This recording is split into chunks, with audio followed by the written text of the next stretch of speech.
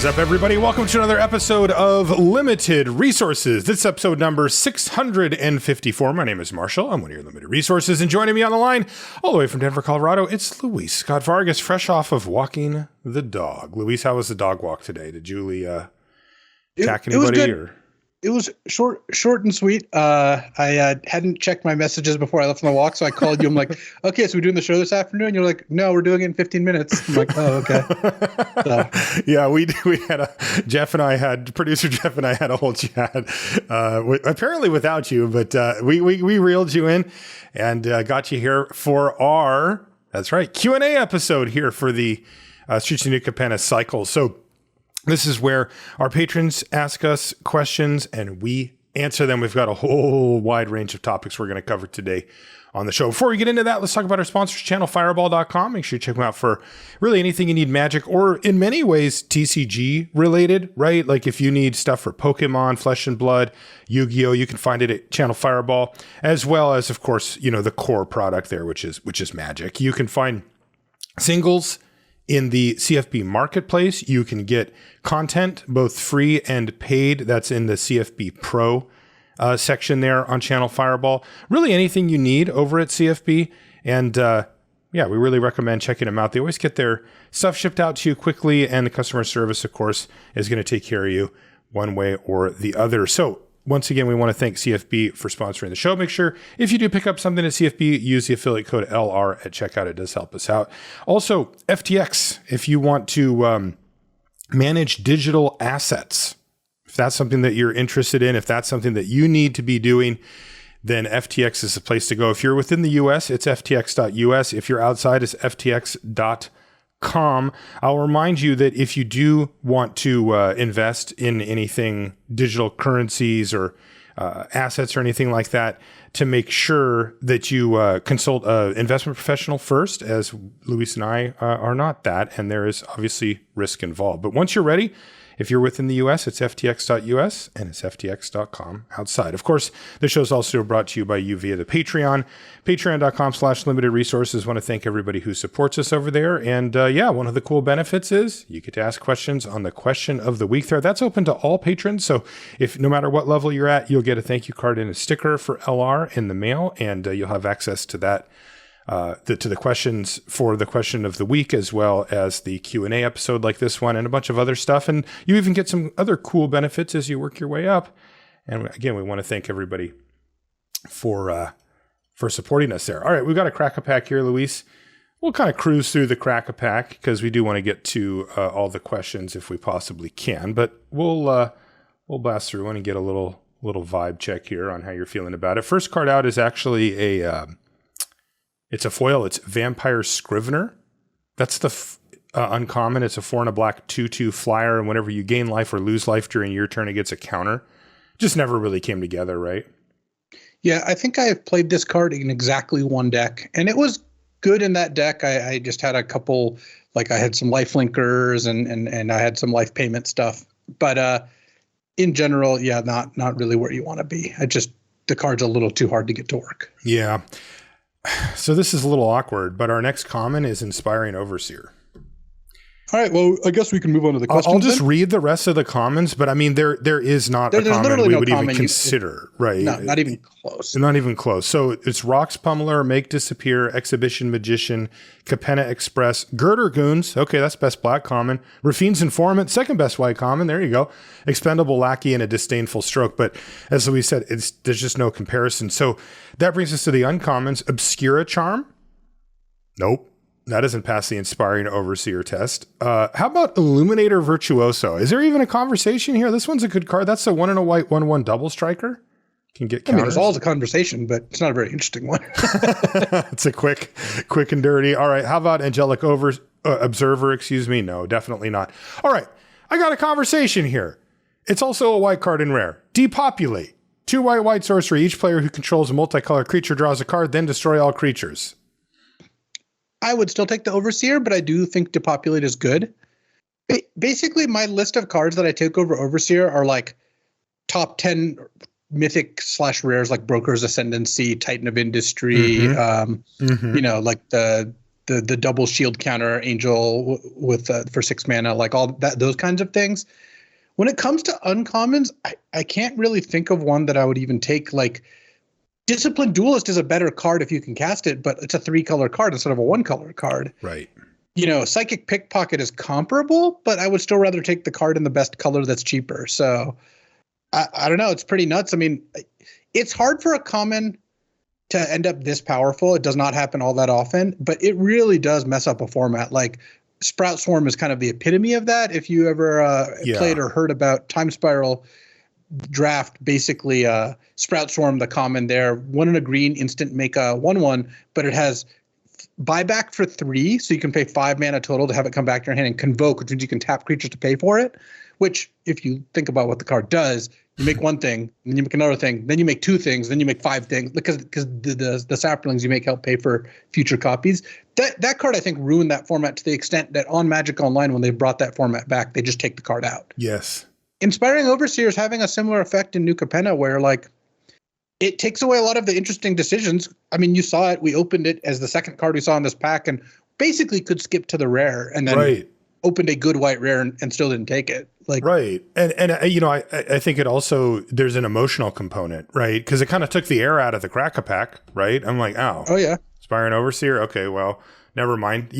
I mean, we did get lucky and get to populate, so we have at least a little bit of a discussion here, but I would also take Inspiring Overseer. To me, this is in the same vein of that pick that I brought up to you that I had in a draft where I had to pick between Reservoir Kraken and Inspiring Overseer. And again, I felt like that was close. We looked it up, and numbers-wise, it was close as well. I did end up taking the Overseer. This feels similar, just kind of a good, powerful, double color, double mana pip rare, but just the Overseer is just, the floor is so much higher. It's just never bad. You can always cast it basically in this format. So there you go.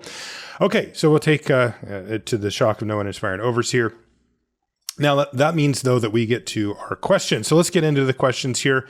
And once again, I want to thank everybody who takes time to ask us the questions. It's really cool to be able to connect with our listeners on this level, and we do appreciate it. This one comes from Dan, who says, "Hey, Marshall and Luis, love the show and the chance to participate in these Q&A episodes. My question is for Marshall. Marshall, I believe you said in an earlier episode that you're a fan of Tool, which is a band. If so, have you ever seen them in concert? Do you have a favorite album of theirs? I'm really looking forward to catching their show again the next time they make it up here to Seattle." Dan, you were correct. I am a huge fan of Tool. In fact, if I had to pick one band or musical group that I would say is my favorite, it would be, of all time, it would be Tool. I think they're absolutely incredible. If you've never heard Tool before, they're like a progressive rock band. And what that usually means is that like their songs are kind of weird and really long, 8 minutes or whatever. And they take you on this like sonic journey where you're going up and down and all around, and they throw a bunch of different stuff at you. And it's the kind of thing where like they're the type of band that you listen to. If you listen to one of their songs, you kind of just go like, I don't get it. Like there was just too much going on there for me to kind of process the first time. But by the time you've heard it like 3 or 4 times, you start going, oh, okay. All right. I see where you're going. And then, you get to 8 listens and you're just in it, right? You're just like, wow, like these guys just really know how to do it. Have I ever seen them live? Absolutely. I've seen them live multiple times. I think 3 or 4 times I've seen them live here in Seattle a couple of times. I saw them in Germany once when I was there. I saw them I think in Amsterdam somehow randomly. But yeah, they put on a really, really great show, of course, as you might imagine. My favorite album of theirs is called Lateralis. I don't know if it's their most popular album. It probably is, but it came out in the early 2000s, and that's my producer Jeff's giving me the thumbs up on Lateralis. And yeah, that's definitely my favorite. It might just be my favorite album ever. Yeah, and if they do come back up here, I would love to go see them again as well. Luis, do you have a favorite? Tool does seem like a band that you compare nicely with performance-enhancing drugs. You're just going somewhere with this, and I don't want you to go. Look, all I'm saying is when you tell me that they're 8-minute long psychedelic songs, then then it just makes sense. You saw them in Amsterdam. You live in Seattle. Like, God, Marshall, I get it. You don't have to. I've never taken a drug in my whole life. In fact, honestly, that's kind of the cool part about them is that they, like really great music can, give you that, like, where your brain's really like you get tingly and all that kind of stuff. What's your, you have a favorite band or group or artist? I mean, I would say that the Offspring always has a soft spot in my heart. I listened to them a lot growing up. So pretty big fan. And then I've been really liking Lindsey Sterling over the last couple of years. She does like the kind of like violin but enhanced like electronically. Oh, and, that sounds cool. Yeah, like and I've really enjoyed it. I used to always listen to her going to and from tournaments, like on the plane and stuff. Is it just instrumental? Yeah, it's just instrumental. No singing? Okay. Oh, interesting. I might have to check that out.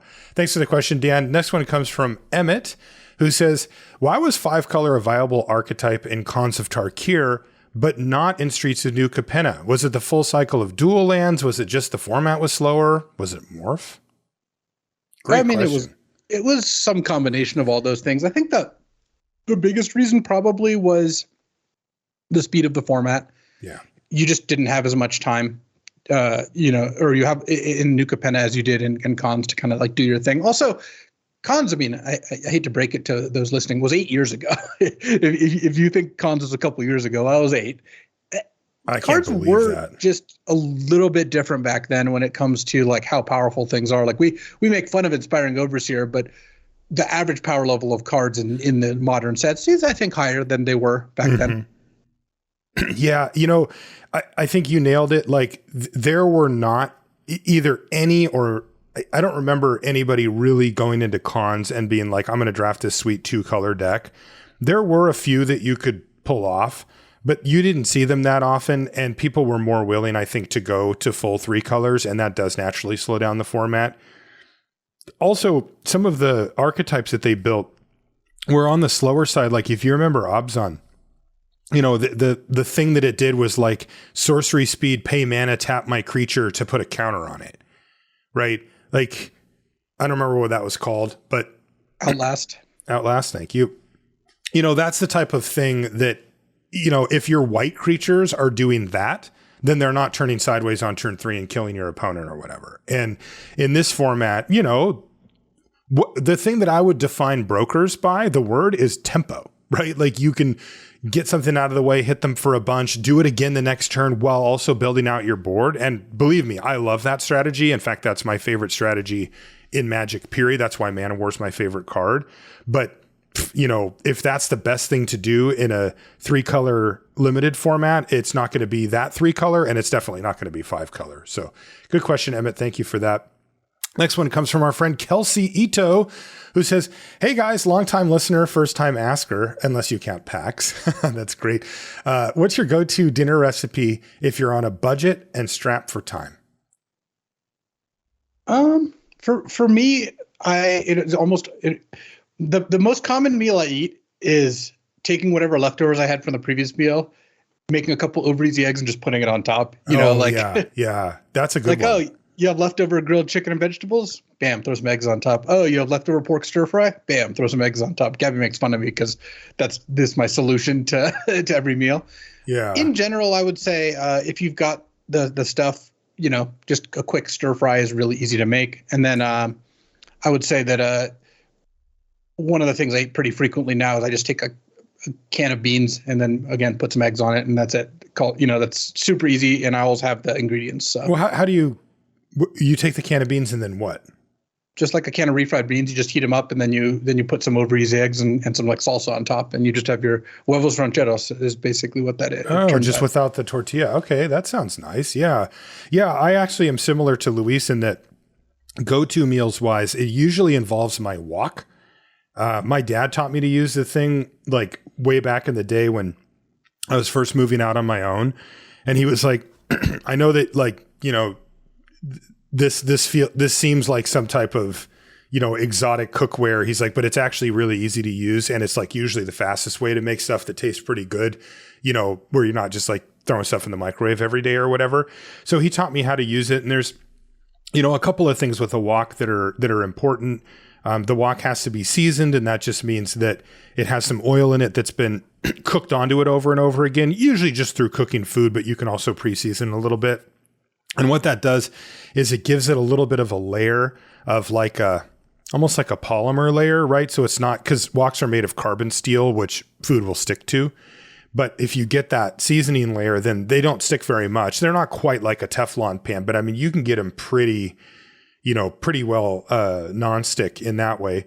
And then the other cool thing about them is that they're generally cooked with very high heat. I have a little butane burner that I use because my stovetop isn't that hot and it's not gas. It's just an electric one. So I just bought a little, like one of those ones they use when you go get samples at a store or whatever, and it puts out enough heat to get the wok nice and hot. And that means that food cooks really fast in it, which of course for people like Luis and I is a good thing because we're always hungry. And then the other thing is that you can adjust the heat on a wok really very directly, right? Since it's sitting right over the flame. There's two things. One, you can adjust the flame to adjust the heat almost immediately, but also a wok is very hot at the bottom and the bottom sides, but then as you go up the sides of the wok, it actually cools down a bit. And so you have kind of different heat zones, so you can put different foods or move a food up to a different part of the wok where it's not getting quite so much heat while you bring in other ingredients and stuff. So that's what I like. The other basics for cooking in a wok that you have to be aware of is that what you're trying to do when you're stir frying is to have everything cook at the same time. Finish cooking at the same time, I should say. And what that means is you sometimes even pre-cook. Like if you're going to make a meat like a chicken or a beef, what you'll do is cook it in the wok until it's not quite done cooking, but close, and then take it out. And then you'll cook your vegetables or whatever, or beans, whatever else you want to put in there. And then you'll add the meat in at the end and then finish cooking it, because the meat generally takes longer to cook than vegetables do. And so if you put everything in all at once, like you might with, sauteing or something like that, you'll find that the meat gets overcooked, the vegetables get overcooked because you have to wait longer for the meat to finish cooking, for example. So the other thing that you want to keep in mind, and this is something that isn't really obvious until you think about it and you're like, oh yeah, of course, which is that you actually want each bit of the food to be roughly the same size as each other so that they all cook evenly. If you have like big chunks of celery in there, but then you finally chop up a carrot or something, the carrot's going to cook a lot faster in small little tiny bits than the big chunks of celery. And so you want to make them roughly the same size as each other. It's not perfect or anything like that, but you just don't want vastly different sizes there. And that way the food will roughly end up cooking about the same at the end. And then you just go for it. It's not hard. You just throw it in there, toss it around, you get a little oil going, and that's it. And I mentioned this, by the way, on one of the episodes when Luis wasn't here, when I had to do the sign off, about my favorite cook, Kenji Lopez Alt. And, his book, The Wok, did just come out. I mentioned it on that show. I got it. I actually got it for Christmas. And, that's going to be the Bible about how to cook in a wok and also what to cook in a wok, because he puts a bunch of, we'll call them recipes. He doesn't really view them that way. He views them as kind of starting points, but those are in there as well. And the book's been great so far, so I definitely recommend checking it out. Kelsey says, thanks for all the content and help me level up. Of course, Kelsey. And then he also has extra cliche question. With Magic turning 30 next year, what moment in those 30 years stuck out the most, and what are you the most proud of from the past 30 years? I mean, I think still my one of my core Magic memories is winning Pro Tour Berlin, realizing absolutely. I mean, I've never done it again.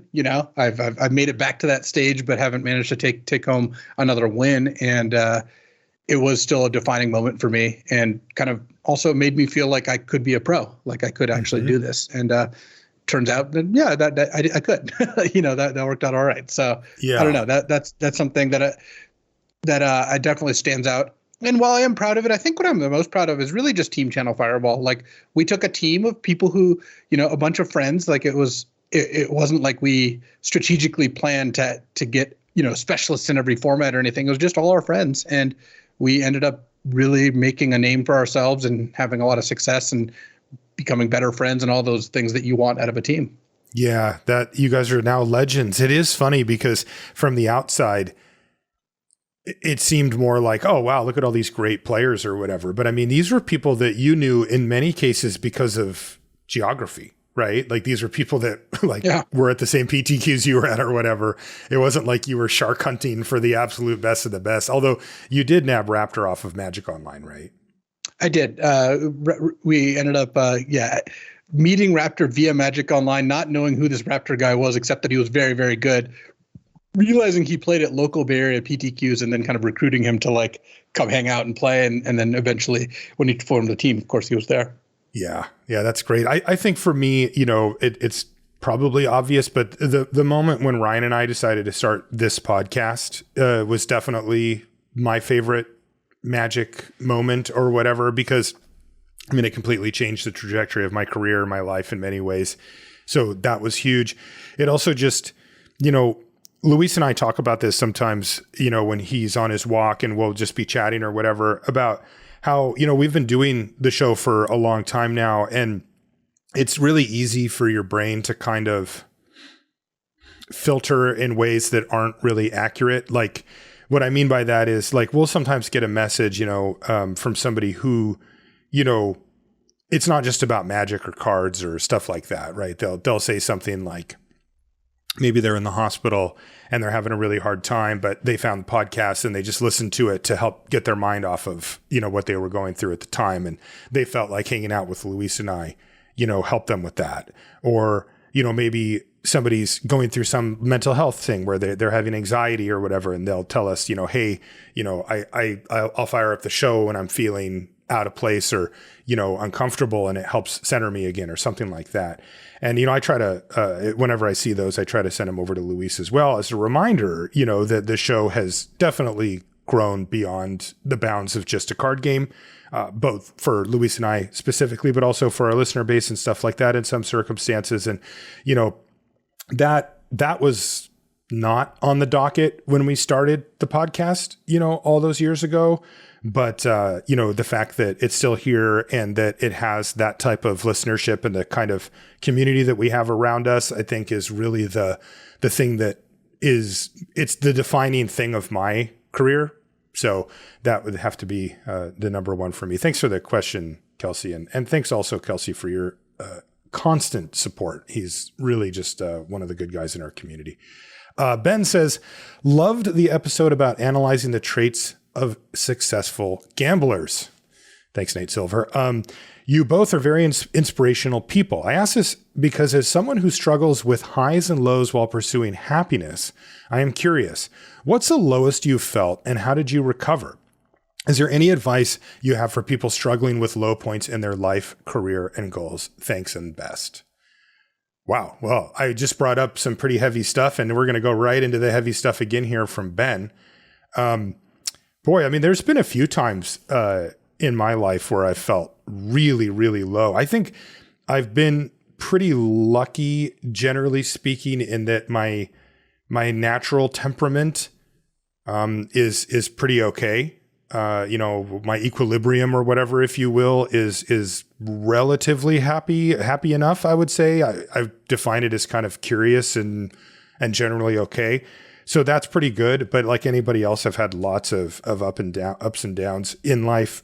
You know, I mean, I lost my dad 8 years ago. That was obviously a huge, you know, that's a life-changing event. At least it was for me at the time. And so, you know, that was one of my lowest, you know, middle of the pandemic, I wasn't doing good. I don't know, combination of factors, personal plus the pandemic related stuff, I think kind of conspired there.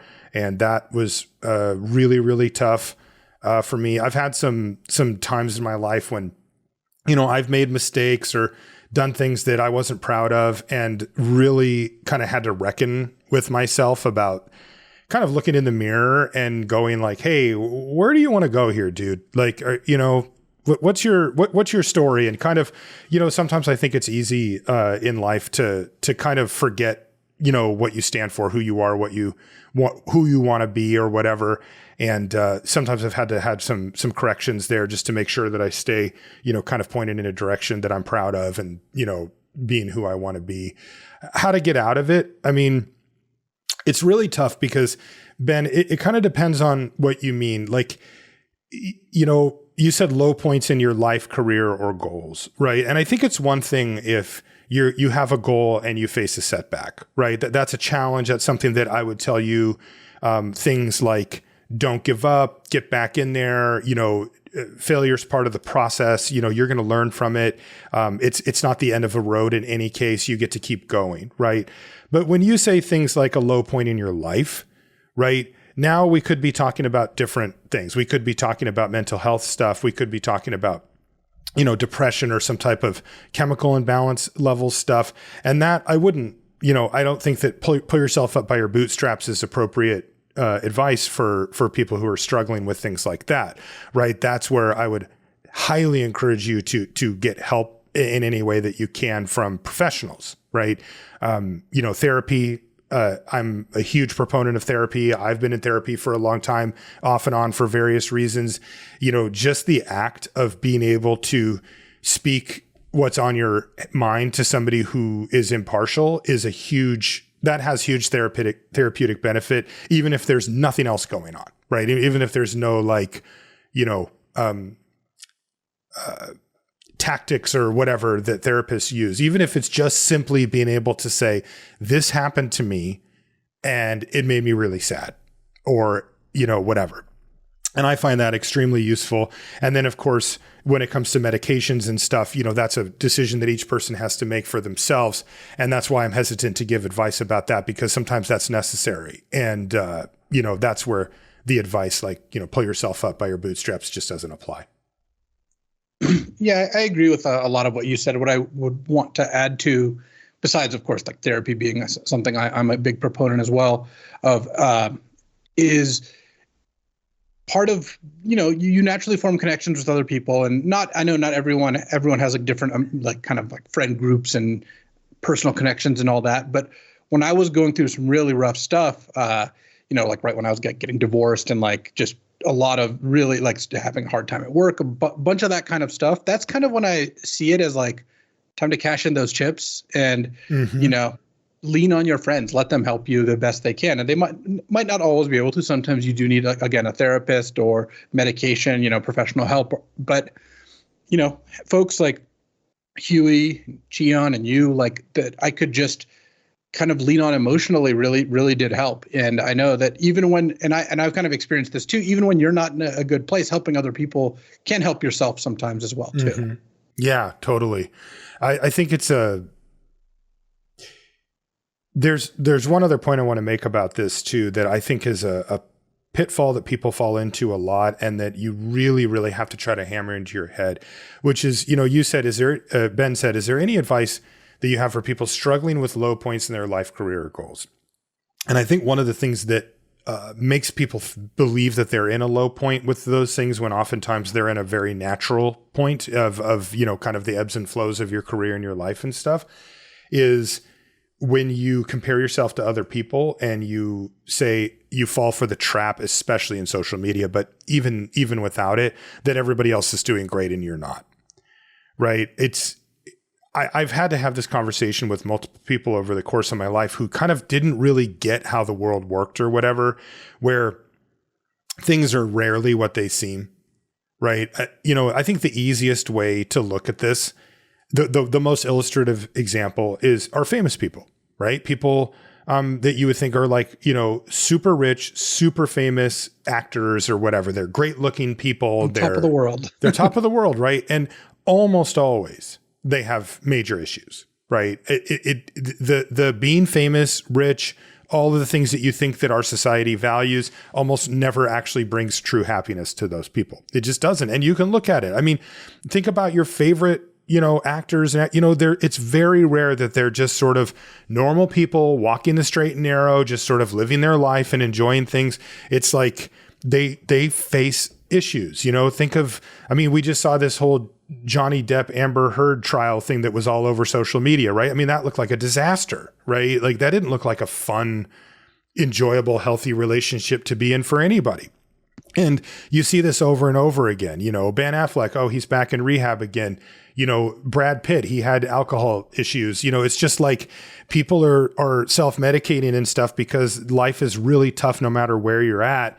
And if you look around and feel like everybody else is succeeding and, driving a Tesla and bought a brand new house and has the beautiful, family and all this stuff, it's not like that. It's really not. If you talk to anybody, they're just like, I'm having a hard time, with stuff. So make sure that you're not too hard on yourself, I think is the advice that I would take away, where you're like, well, everybody else is succeeding and I'm not. It's almost never the case that that's true. Thanks for the question, Ben. Jeremy says, hello, Marshall and LSV. I hope all is well with you both. And producer Jeff, shout out for producer Jeff. I enjoy the live streams of the podcast, says Jeremy. That's nice.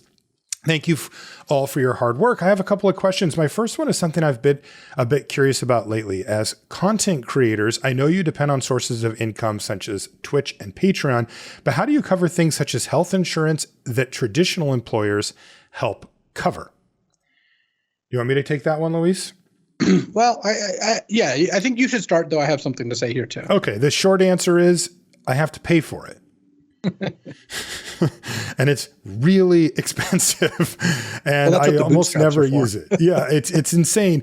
So that's the question unearths some of the truths about being an independent content creator. It's not specific to being a content creator, but a self-employed person, which is that there's at least two very big sections that are not covered that are normally covered by employers. There's more than two, but there's two that are sort of always there. One of them is self-employment tax. You have to pay more tax if you're self-employed, where it would be a portion of tax that's normally covered by your employer. So that's tough. And then there's health insurance, and you're just out on your own. I mean, I have to just shop around and try to find the best deal I can that covers the needs that I have. And I'm lucky. I don't even have that really any, and my insurance is awful. I mean, it is horrible. And I pay a lot of money per month for it. Like, you'd probably go like, holy crap. And that's why it's really tough to kind of, we talked about it before, Luis, right? But when the Twitch numbers came out and some people were like, oh man, that streamer's making $100,000 a year. And I'm like, yeah, they're probably scraping by, right? Like that translates down to, $50K a year, $60K a year. And, depending on where you live, that can be plenty enough to live, or that can be really not enough to live. Yeah, I've seen kind of both sides of this because I've spent time where all my work was independent contractor stuff. And yeah, you're paying out the nose for a lot of the things that people with normal jobs don't really worry about, right? You're not, you're not necessarily putting away for retirement. You're not necessarily getting health insurance unless you're really taking steps to make sure you have those things. And then this is part of the reason that I've spent so much of my time building out things that are like, basically the whole time I've been a Magic Pro, I've had like a job that, a W-2 job where I get these things. And that's part of the reason is like that I push myself to do both things at the same time, is because I wanted to make sure I was taken care of and that I was able to kind of live my life without worrying about something happening. So totally. It's a tough grind. I would not really recommend people go into content creation in general. I agree. I think that the two takeaways, a good example would be when I quit my job at AT&T to do this stuff. I was like, okay, so this is my salary at AT&T. And then, but what am I going to need to make content, at least at some point, to be able to get back to that level? And when I started doing the back of the napkin math on it, I was like, oh my God, like my salary, like I'll just tell you, my salary when I left was like $72,000 a year, which is great. I was really happy with that. And when I did the math, I was like, they were really paying me closer to like 90 because of all the extra stuff with the insurance, the tax, they did a match on your 401k, which that of course disappears. So now you just have to do it, you just have to literally come up with post-tax money to put into your 401k. And my goal when I left was that I wanted to get back to that. I wanted to have all of the things that I had when I worked at AT&T. I wanted to save for retirement. I wanted to have the insurance, cover me and all that kind of stuff.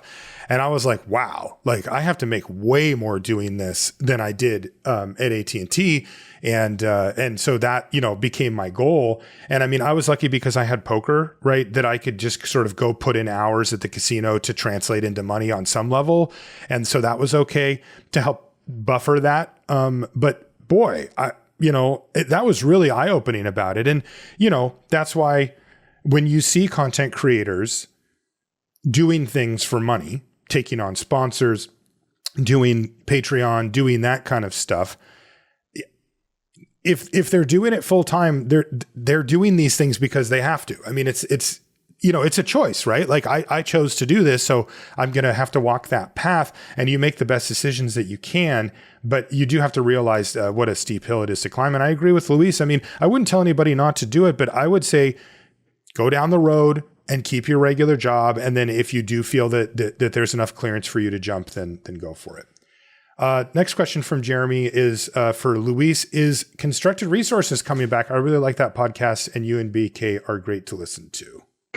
Well, I definitely appreciate that. It's tough.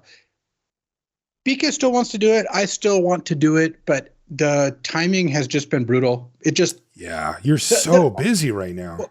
Well, the main thing is that BK, he works at Direwolf. He's in the office 9 to 6, Monday through Friday, like kind of like normal.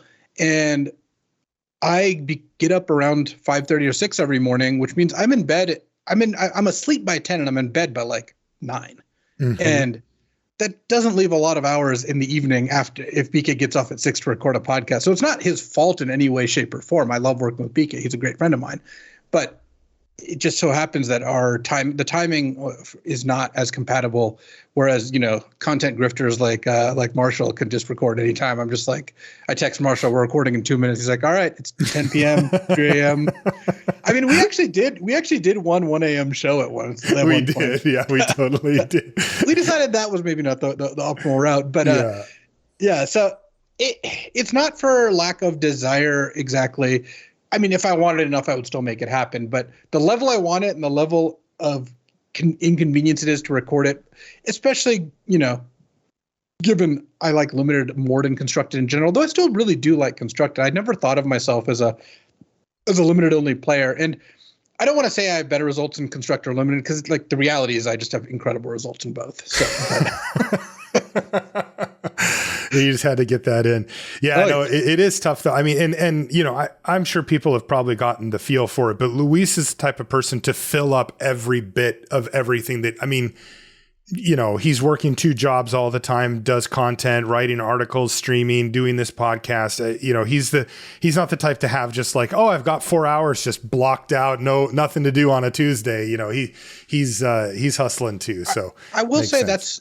That's what my weekends are for now. Like I don't have like a rule, but I try pretty hard not to work on weekends, and I'm generally successful. Obviously, but then it's you're hanging out with your kids, you're doing family stuff, that right? Kind of stuff. Real life, yeah.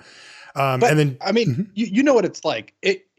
If you have a couple hours with nothing planned, you get kind of antsy because you always feel like I should be doing something. There's something I could be doing here. And for nowadays, that's editing a watch video. Like if I have 2 hours, I just fire it up. But the good news is I like it. It doesn't feel like, super hard. So, I mean, I haven't talked about this, but this is a good jumping off point. It can be really dangerous in the world of side hustles to feel like your time has to be monetized always. Yeah. And I think part of what has let us kind of keep our sanity and get away with it is the stuff we monetize our time with happens to just be the stuff we love doing. Exactly. Doing draft videos, making watch videos, doing this podcast.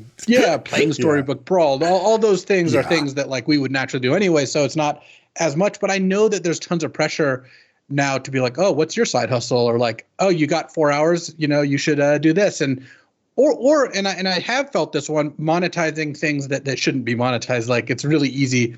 A good example was we have our D&D game. We're not running it right now, but we you're charging people to play in your D&D game now? No, that's incredible. That's not where I'm going, but but basically the issue there is a lot of people are like, hey, why don't you stream your D&D game? That would be fun to watch. And it's like, yes, that does. Like I understand, where you'd get that from, and a lot of people have trouble doing this, like if you're a content creator, you're doing something fun, why not also film it or stream it or whatever? The reason we didn't is because we just want D&D to be a space where we don't do that, and we don't have to worry that we're on camera or people are seeing the horrible things we're doing and saying. Or actually for D&D specifically, it's that we would get yelled at for not playing exactly by the rules because I'm a more narrative-driven DM. I mean, so as it were. But yeah, I don't know. It's tough to strike a balance of like using your time well and being efficient, but also not like over monetizing your time. Right. And looking at the world through that lens all the time. Jeremy also says, Marshall, who's a coverage partner that you never got the opportunity to have in the booth that you'd like to work with? It could be somebody who no longer does coverage, or maybe there's someone who currently does coverage that you're looking forward to the opportunity to work with. It's interesting because I've actually been in the booth with a ton of people, even if it's just for like a random round here or there.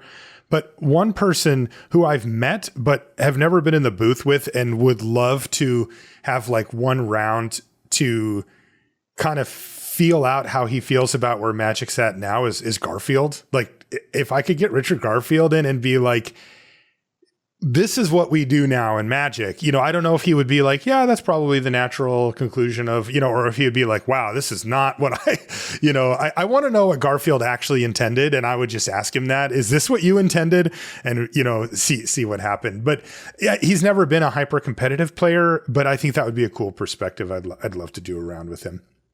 Ryan says, Marshall and Luis, how do you effectively evaluate the different roles cards play in draft versus sealed? I often view sealed as a slower, more pile of cards format, where we try to value slower cards, card advantage, and hard to answer powerful cards. Is this a correct assessment?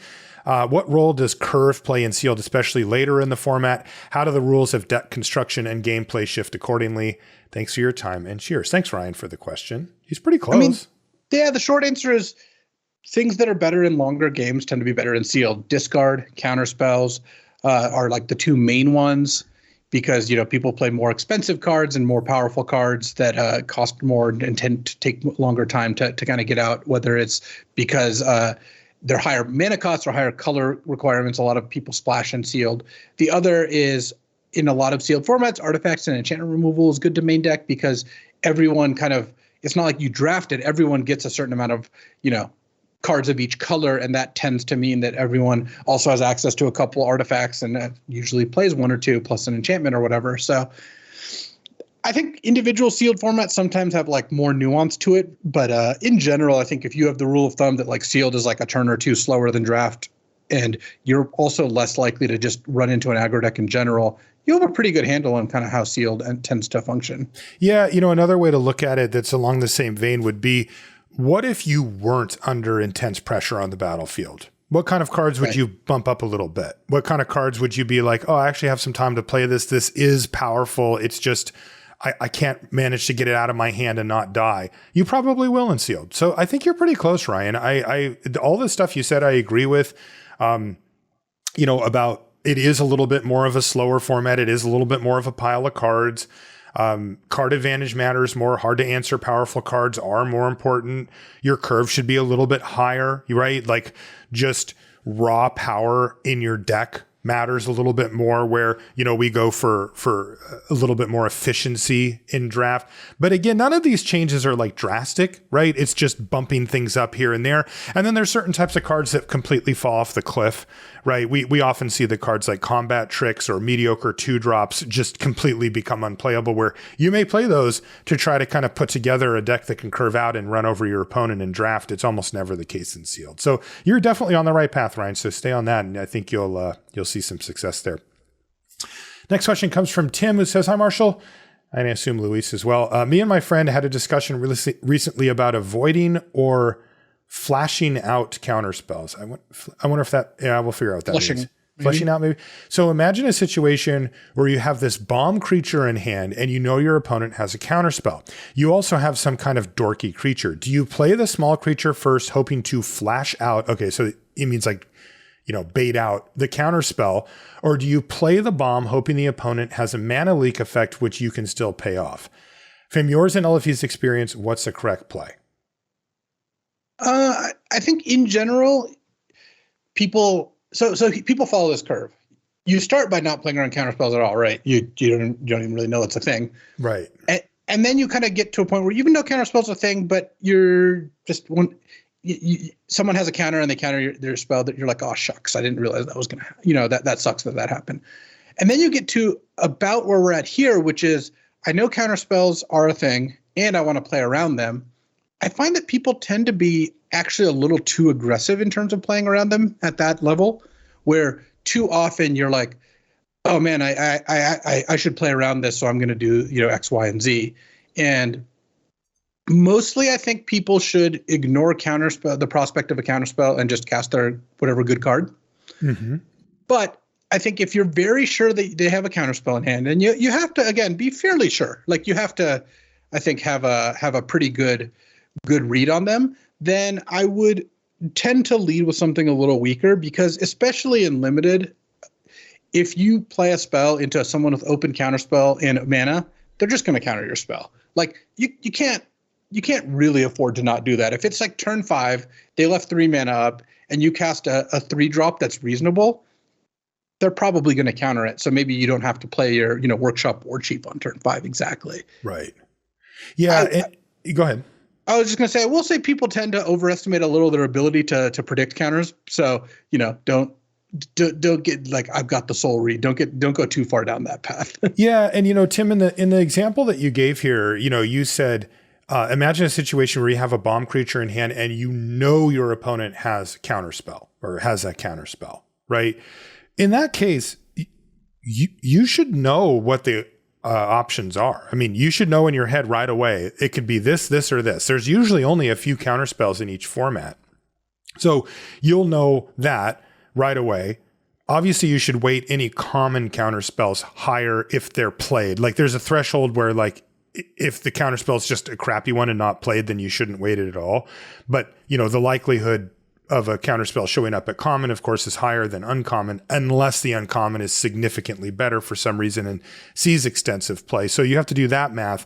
But basically, you should know what their options are. And as Luis said, it's almost, if you literally know they have a counterspell, it's almost always better to lead on the dorky creature. Tim also says a group of #MTG dads called Wild Snakes says hi. They occupy his basement every Thursday playing Magic and taking some time from the kids. That's great. Shout out to the Wild Snakes. Next one comes from Mike, who says, hi, Marshall. I really enjoy listening to your voice, regardless of content.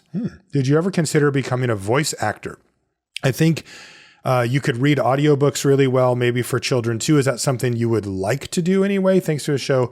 It's a small enrichment of my life. Wow, that's really nice to say. Thank you for that. And I will say that you already read show notes to children every week, so I don't know that you do that. That is true. Yet they never listen for some reason. I haven't really considered becoming a voice actor or doing that stuff. I have done a little bit of voice work. I did some stuff for like gaming tutorials, and I've done, a little bit here and there in Magic stuff. The guys from Command Zone had me do a thing for one of their videos, and I've done a bunch of stuff for the PT and stuff like that. Just little stuff though. I have never done like an audio book or anything like that. But I will say, the watch videos, I do voiceover for those. I record everything and then edit it all up. And then I go through and record it after. So I definitely get to flex that, kind of commentator muscle a little bit, doing that. Is it something I'd like to do? Probably. It sounds like work. Like the little bit of voice stuff that I have done, it's very, I'm kind of a perfectionist, so you really want to get everything correct about the sentence that you say, the inflection, the timing, the pace, and all that kind of stuff. And so if I was going to do a book, I mean, maybe you just get into a groove with it. But if I feel like I would have to sit there and record over and over and over to kind of get everything right. And that might be a little tough. I would do it though. It sounds kind of sweet. Thanks again for the question. Mo says, hey, Marshall and Luis, thanks for the tons of awesome content. Quick question. What's your favorite or what would be your best recommendation for a 2-person draft-like format? The one I've done the most is Winston Draft, where you basically start with like the pile of cards you're going to draft from, like let's say 90 cards or whatever, 3 1-card piles, and you decide if you want the card. If you do want the card, you take it. If you don't, you put it back down, then put another card on top of it, up face down. So basically, as the draft progresses, you continuously the piles get better and better until someone takes them, and there's always 3 piles out there. Mm-hmm. And that's pretty fun. But I think people have come up with some really good stuff. Tubert is a TWOBERT is I think that's I want to say Ryan Spain's format where I think he called it Winchester, right? Maybe it's Winchester. Maybe that's what I'm thinking of. I know there's been advances in technology in these areas. I haven't myself done too much 2-person drafts since then. Yeah, I mean Ryan's. I think it was Winchester, but I'll have to find the name. Not Ryan Spain, Ryan Sachs. But that's funny because Ryan Spain did make, in my opinion, the best variant of 2. I'm not kidding. It's really awesome. Yeah, it uses piles, but dang, I actually can't remember if he called it Winchester, but I'll try to find it. You can definitely add him at Ryan Spain on Twitter and ask him, bombard him.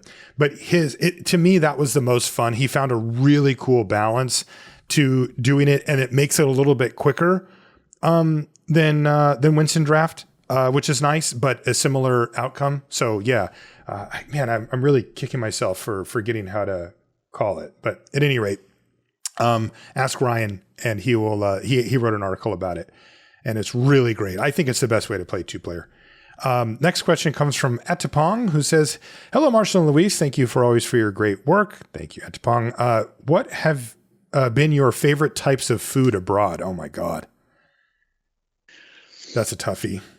Yeah, I mean, it's pretty hard to narrow it down in any meaningful way, but the problem is Luis and I like everything. Yeah, we really do. It's not really an exaggeration. I mean, my favorite foods are from the Asian countries. I mean, particularly Japan jumps out. Ramen's one of my favorite food, and I had incredible stuff in Japan when I went there. So that's probably tops of my list. I mean, Japan and like Singapore are the places I've been where I have liked the food the most, for sure.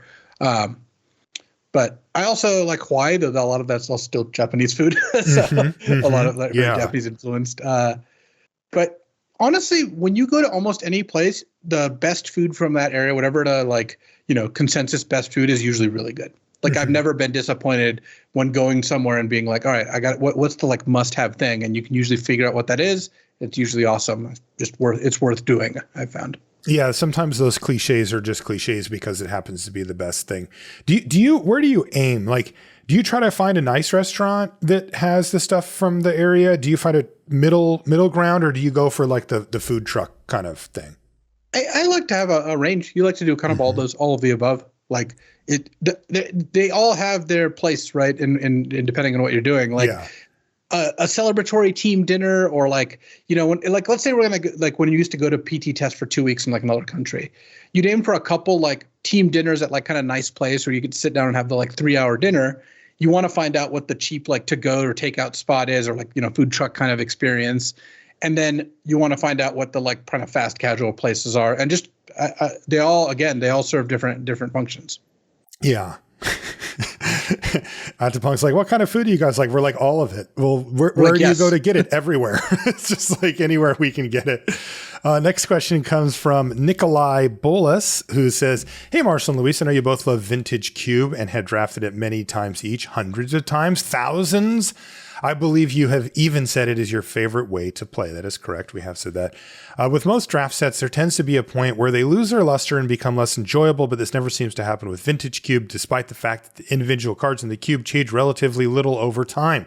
My question is this: what do you think Vintage Cube does that leads to so much replayability for you? Is there any aspect of this that you think could be applied to set design to make normal drafts more replayable? I think Vintage Cube does a couple things. One is that you get to play with ridiculously powerful cards. So you get to make these like kind of bananas plays where, right? Like the range of Vintage Cube games includes games where you play like a Savannah Lions type creature on turn 1 and a 2-drop on turn 2, and your opponent kills it. You go back and forth and you grind them out with a Batterskull or a Jite, right? That's a kind of game you can have.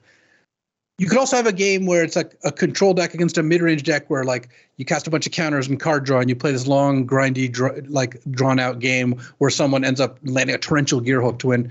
But there's also the games where you channel out a turn on Emrakul, or you tinker for, a Blightsteel Colossus, or you sneak attack 2 Eldrazi's, or you cast you win with Storm. So like the range of games is incredible. The amount of synergies and build arounds is like through the roof, because when all the cards are powerful, the tiebreaker is going to be who can actually make their cards work together the best. And those synergies, again, range from combos like Channel Emrakul or Sneak Attack Eldrazi or Reanimate plus Entomb to get back, Neona or whatever. Mm-hmm. 2, I'm going to play a bunch of 1-drops, Thalia, Wasteland, and Armageddon and really try to like play a bunch of cheap creatures and stop my opponent from doing stuff. But no matter how you slice it, there's rarely a Vintage Cube deck that doesn't have a good amount of synergy in it. And then I think lastly, there is something to this. It's kind of hard to draft it in that it's not always available on Magic Online. Even if you go through the great effort and expense to have a cube in real life, which we do have one, it's not like you can play it all the time. Like we have our friends over maybe once every month or two to draft Vintage Cube. It's not, an everyday occurrence. And like if Vintage Cube was easily accessible and you could always draft it, I think it might lose some of its luster. I think part of the reason it's regarded where it is because you don't get to overdose on it. Right. Simple answer to the question of, do you think there's any aspect that you think could be applied to set design to make drafts more replayable? No, I think that the complexity of Vintage Cube it's the highest of any draft format. That's why we love it, because we can keep revisiting it, kind of getting reacquainted with it and then diving back in.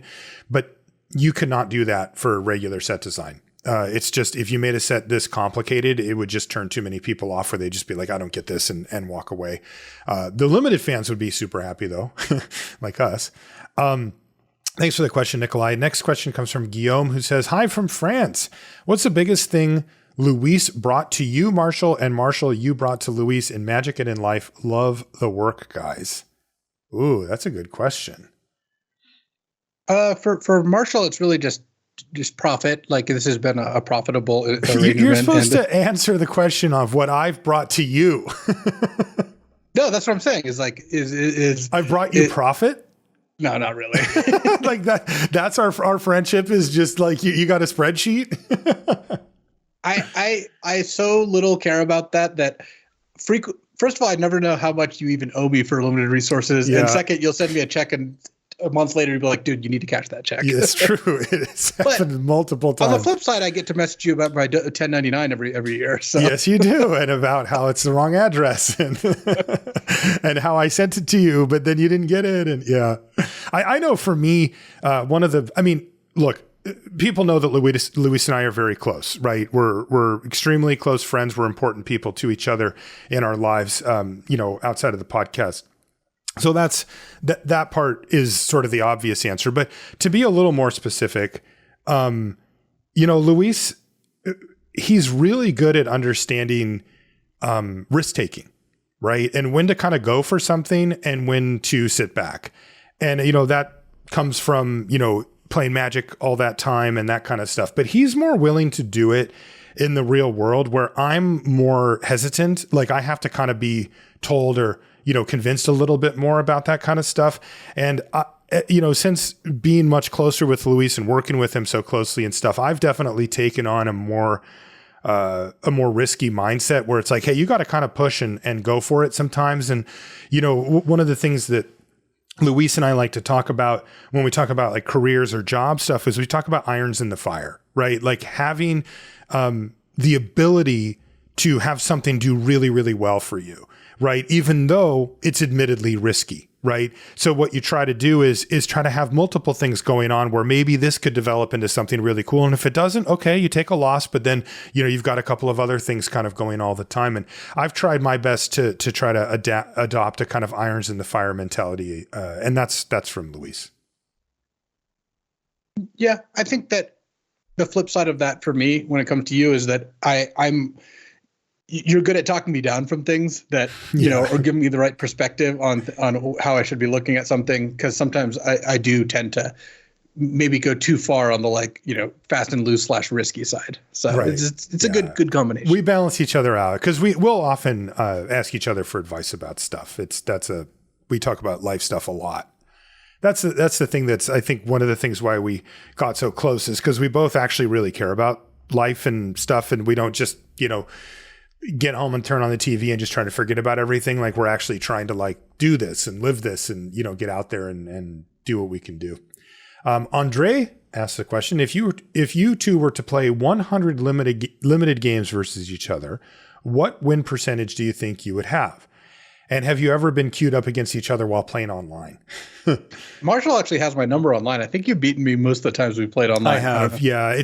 We've been queued up a few random times. Even on stream, I think it happened once. Yeah. You beat me Vintage Cube on stream, I think, last time we played. But what about 100? This is a good question. All right. I think I can answer this question. Okay. Why don't you answer? I think that my depending on I don't know what it is this instant, but my lifetime win percentage usually hovers in the like 60, somewhere in the 60s, like whether it's like 65, 66, or, sometimes 64, 63%. Right. And I think PT. Yeah, PT. I think that's PT plus GP. I think it's those two. Is it both? I think it's but anyway, I don't know actually. But against, not at F&M. Not at F&M, yes. Yeah. I would say that Marshall is slightly worse than the average PT player. I think that's about where I would put you. That's what I think too. I think that you're probably on par, to better than like maybe the average like PTQ winner, but I think I do think you're worse than the average like gold pro and certainly than like the average like platinum pro, to use old like kind of tiers. Definitely. And so I think that probably means that I would, if we were, it also depends a little bit on like what kind of matchup or deck it is. If we're playing, two like fast decks with not a lot of counterplay versus two slow decks, it's going to be different. But yeah, I would assume it's probably into like, I would win about 66 games out of 100. That's exactly where I was thinking too. The thing the interesting dynamic is if the matchups, if we're playing with the same either decks or types of decks over and over again, I think I could shore that up a bit. I think if we played novel decks over and over and over again, that win percentage from you would hold pretty strong, because you would be able to sort out really quickly what was going on with the matchup and that type of stuff, where I would be a step behind you. But if we played the same decks and I was able to start to recognize the patterns and to figure out what was working and what was not, I think I could shore that up. I'm really good at that part of gaming, when I have played constructed and I've been told by people who knew what they were doing, okay, here's how the matchup works. Here's what you need to pay attention to. Here's how to play these situations. I've been able to integrate it really well and like play above my level for that matchup. So that I think I would learn pretty quickly and would be able to shave a few percentage points off if I was able to do that, where I could figure out what you were doing, what I was doing, and that type of stuff. That's also comes from poker, trying to figure out how you handle situations or whatever.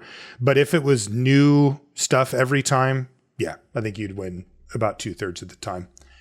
I think if you had I'm probably one of the people who would do best if the less preparation time for some things, I think tends to advantage me. Absolutely. Not just between you and I, right? Like, yeah, no. I didn't mean between us specifically. I just meant in general. Yeah, that's what I'm saying. I always wish, they'd put up the draft queues where you have a 10-minute clock or whatever. Like totally. That's my format. Yeah, I think you'd be like, and I think I would put myself at the bronze pro level, which means you occasionally would qualify for a pro tour basically, but wouldn't stay on it. That's probably where I would land. So that makes sense.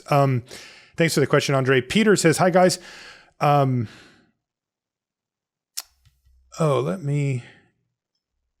He's actually got a link here that he's referencing a comic. Okay. Yeah. So here we go. He says, regard to this comic, which is, to be honest, been around for quite a while. And the comic is from Cardboard Crack. and it's actually been 2016. So it has somebody come up to a caricature of me that says, Marshall Sutcliffe, I'm a huge fan. It's such a pleasure to meet you. This may sound weird, but I listen to limited resources every night before bed. Your soothing voice never fails to help me sleep. And I say, and then in the comic, I say, that's funny.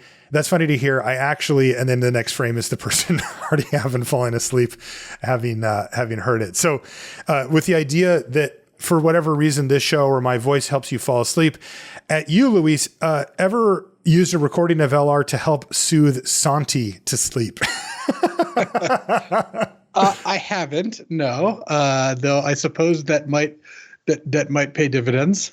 That's pretty good. And then the question for me is, I assume you appreciate that a lot, and at the same time, it must have been quite mind-boggling to see a dedicated comic strip to you. Yeah, absolutely, Peter. In fact, Cardboard Crack has done a couple of shows about LR, and the other one's really funny. It was a guy putting on his headset to go for a jog, and he says, "I'm going to listen to limited resources on my jog." And the last frame is he's got an ambulance by him and he's down on the ground because he didn't realize it was a set review, and he tried to jog for the entire set review of 5 hours or whatever. But yeah, no, I laughed when I saw that. I laughed when I saw this one. I think Cardboard Crack is really funny. Just the comic strip strikes at the heart of just basic, fundamental, funny magic humor, just stuff that as a Magic player you get in, as other people you might not. And I think they're really good at just sort of nailing that. But yeah, it was funny. And I remember the first time that people told me that my voice was soothing to them, and I was like, that seems strange to me. And when they said that it helped them fall asleep, I listen to the podcast all the time, it helps you fall asleep. I was kind of like, did you mean that as a compliment? Because you're supposed to be engaged in listening to this. But I realized over time that they 100% meant it as a compliment, that it was something that they could put on that put them in a real sort of comfort zone state of mind, and that they weren't trying to say it was boring. So now I just take it as a compliment. David said, "Hey guys, even though Streets wasn't an all-timer, do you feel the limited environment is getting too easy? Back when I started, we were lucky to have 23 playables. Nowadays, you have upwards of 27 to 30. Do you feel this has lessened the skill level of limited players, or has it made it better? Thanks for all you do. Perhaps y'all should do a top 10 all-time Mythic Uncommon segment sometime. Curious what y'all think." Yeah, that would be fun to do that, David. We'll probably do something like that. We'll probably help crowdsource it too, because those are really tough because it's too easy to just forget one. And somebody goes, "Hey, what about this?" And you go, "Oh, that's right, that card." That would be really fun. Do you think it has changed the skill level of limited? Having all playables, basically? I disagree with the premise that limited is much easier than before. So, but I do think that there is some, it has changed. You no longer are going to end up with literally no playables, which older formats did have that as kind of the threat, right? But I think that the drafting's still hard, gameplay's still hard, even if it's not hinged on not having enough playables. Okay. And I mean, to be clear, David asked, do you feel the limited environment is getting too easy? So your answer is no. It's not getting too easy. No, it's still hard. I don't think so. By the way, Julie appearance. Hey, Jules. Oh, yeah, the dog is she has to be on the on the podcast. I love it. Doing Julie things, yep. We got another question from Dr. Ace Manliness. All right. The doctor's in session.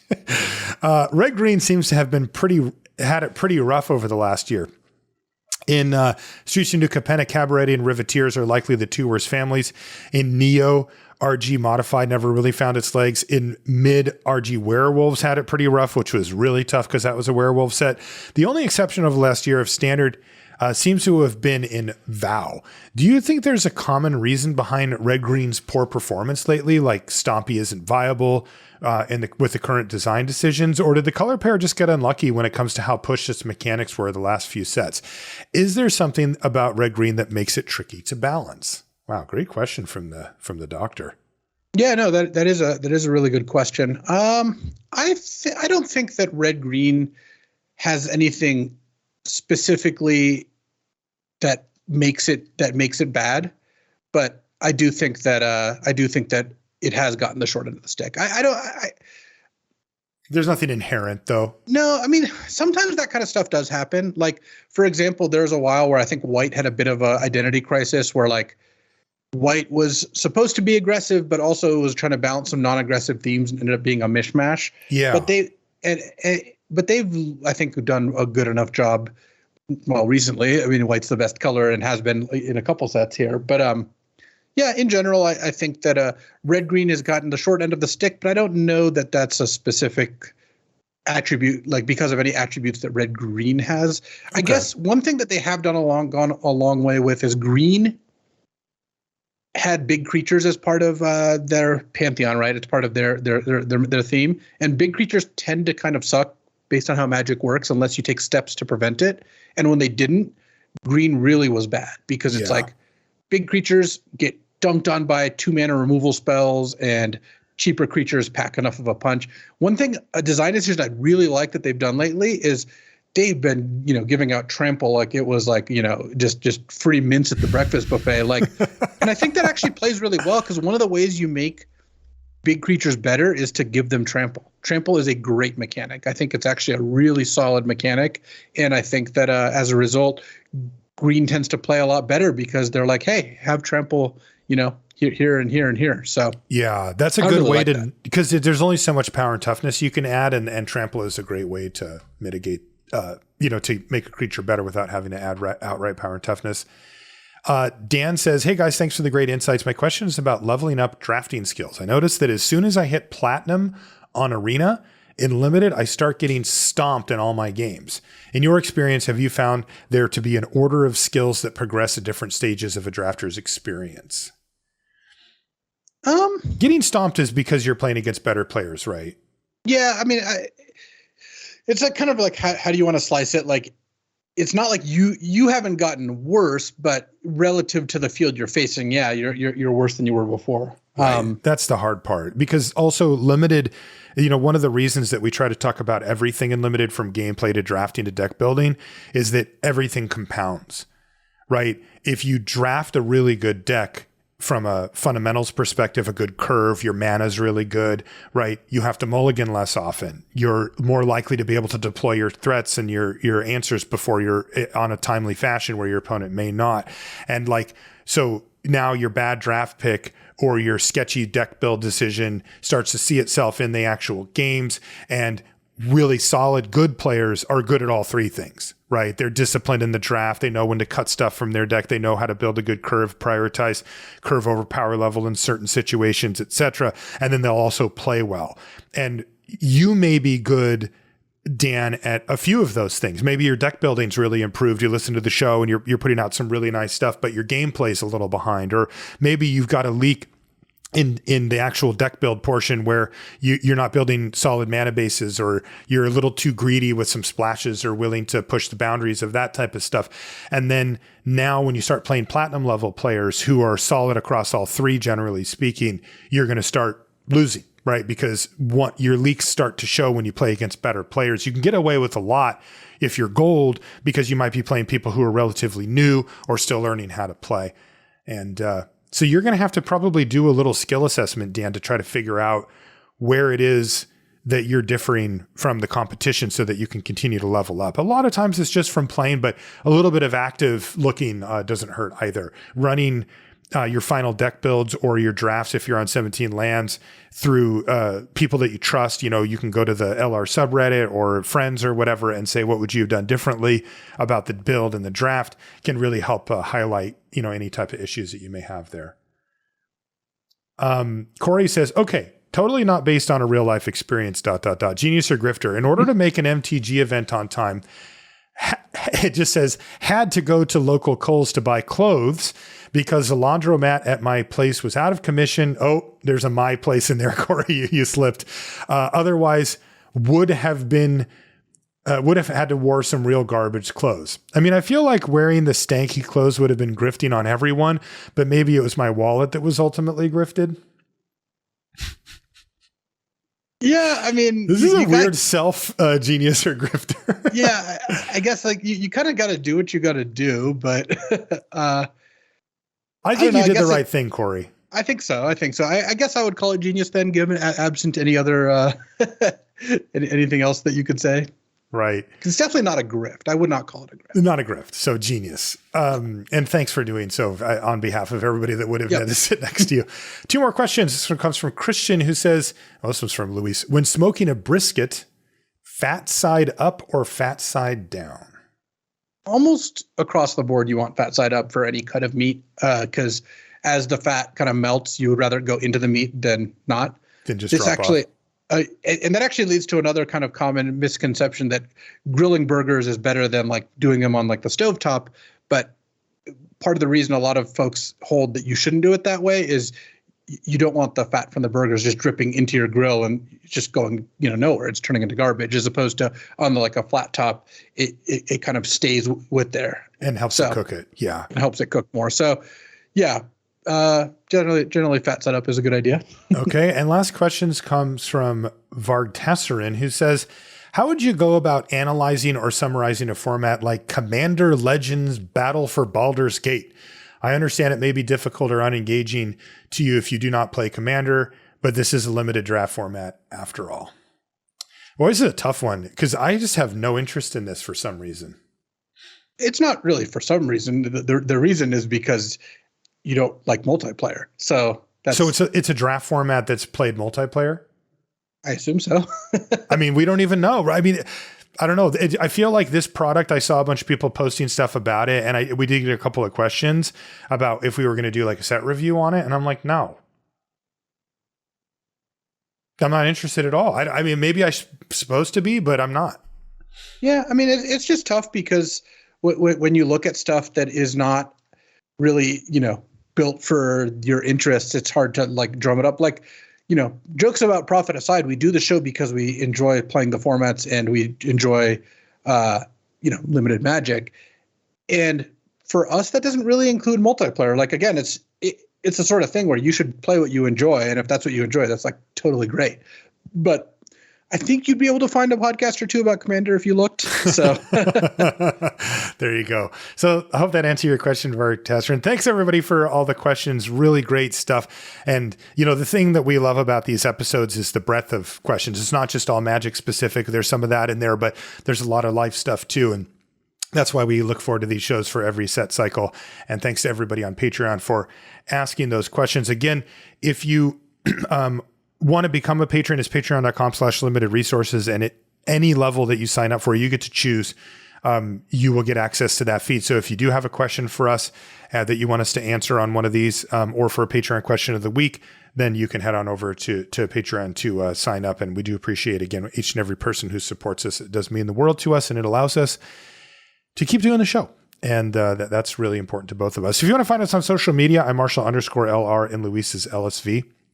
You can find everything related to the podcast at lrcast.com. I want to thank our sponsors, Channel Fireball, for all things Magic related. Make sure you head over to CFB, and FTX for all of your digital management needs. Head over to ftx.us within the US and ftx.com without. With that, that's going to do this. That's going to do it for this show. We'll see you next week. So they just announced the 30th anniversary celebration for Magic. It's going to be this huge, convention. I don't really know exactly how to describe it. I think it basically is like, what if you took a Command Fest, a 25K, and or whatever, like all these things, and just kind of rolled them into one giant thing, and of course put it in the Las Vegas Convention Center because that's the place you go for events of that size. And that reminds me of, because one of the events they have there is a beta draft, and I've talked about it some on the show, but I haven't really talked about exactly how that all kind of transpired. And doing the beta draft at GP Vegas was one of my peak Magic experiences. Easily makes my top 5. The coolest thing I've ever seen. It's just not even close. And so how that happened is we get to Vegas and find out about these beta qualifiers where if you win, it's a Dominaria sealed plus a top 8 draft. And if you win, if you finish in first, you're invited to the beta draft on Sunday.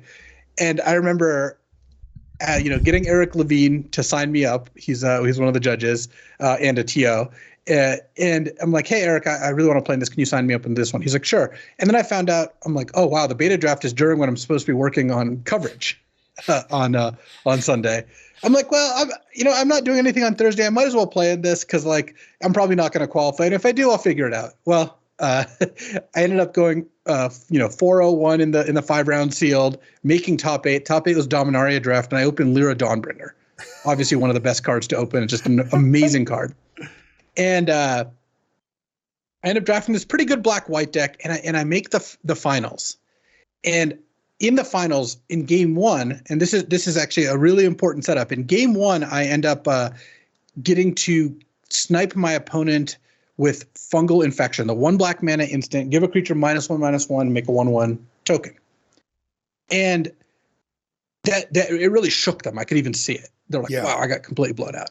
And then I lose game 2 badly. In game 3, I'm just mana screwed. Like I keep a hand with 3 swamps, like 2 black cards, 2 white cards, don't draw planes. And I'm sitting there in my head thinking like, oh my God, all I had to do to win this game was to do the beta draft. This is so crushing. Like I'm really just like, kind of tilted. And my opponent's like playing really passive, even though I'm mana screwed. And I realize it's because that he thinks I've got Fungal Infection in hand and he doesn't want to attack. He's got the 2 mana 2/2, like the Root Crown Saproling or whatever, 2 mana 2/2 Saproling that gives all your Saprolings +1/+1. And really strong card in his deck. It was like a green-white Saprolings deck. So understandable not to want to risk it. But definitely like wasn't attacking with it because Fungal Infection would straight up trade for it, right? It would make it a 1/1, give me a 1/1. And it comes down to, I finally start drawing planes, and I tap out with 6 mana for Lyra Dawnbringer, except I have 1 swamp up. 5/5 first strike lifelink. And my opponent has a 6/6 and could attack and force me to chump with Lyra. And does not attack because a Fungal Infection would, yes, it would again completely blow my opponent out and, make their thing into a 5/5 block with Lyra, gain 5, and have a 1/1 left over. And so they don't attack, and I untap and slam Urza's Ruinous Blast, killing everything on the board except my Lyra, and go on to play in the beta draft. And I'm never going to forget that moment of my opponent has hard committed to playing around Fungal Infection, probably because it wasn't an unreasonable thought that they thought they were going to win that game, right? Like they were like super far ahead. It wasn't close. So maybe they thought like, hey, the only way I can lose this is if I get greedy and I throw one of my things away, right? It just turns out like there is a limit to that, which is and the limit there was it gave me exactly enough time and effort to get back into the game. So I win this. You wouldn't have been able to cast Urza's Ruinous Blast either, right? Nope, not without Lyra. It was just amazing. Oh my God. And then the beta draft, I end up completely cheesing out my first round opponent. So it was a Rochester draft, face-up draft. And I have a lot of experience with these old kind of janky set drafts. And doing a beta draft definitely is that. Like not color balanced at all, ridiculous cards here and there. And my first round opponent, Ian, Scalding Hot Soup, he does stream on Twitch, and you probably know him, Marshall. I'm sure he hangs out. I do. He's in chat all the time. Yeah. Yeah. He was drafting one of the sickest beta decks I've ever seen. He was red-green with multiple crawl worms. He had multiple X spells like Disintegrate and Fireball, just like an incredibly good deck. Straight red-green, no splashes, just all great cards. But I used my wiles and cunning, and he didn't realize, though I was red-green, I picked up a Circle of Protection red and a Circle of Protection green. And I ended up winning by just 2 games, just locking him out by just having Circle red, Circle green out, and he couldn't do anything. Such a bad format. Not a good format. Like the coolness of that format was the fact that we got to open these beta cards. Like that was incredibly cool. And ended up making the finals, splitting the finals, and getting to keep the alpha starter deck. And yeah, just one of the best things I've ever seen. Of course, seeing Ben S open Underground Sea and Mox Emerald was just like, is this necessary for Ben S to open both these things? No. But and he just he just sold the Underground Sea, I think, too. Yeah, he was graded. He was talking to me about it and it ended up not going that direction. But yeah, he got it graded, right? Yes. No, he didn't get it graded. Okay. It was in very good shape, but I don't think he ultimately he was packed fresh. Yeah. So all I'm saying is if you make it to the Magic 30th, there's a modern tournament and the top 8 gets to do a beta draft, and that's the main attraction in my book.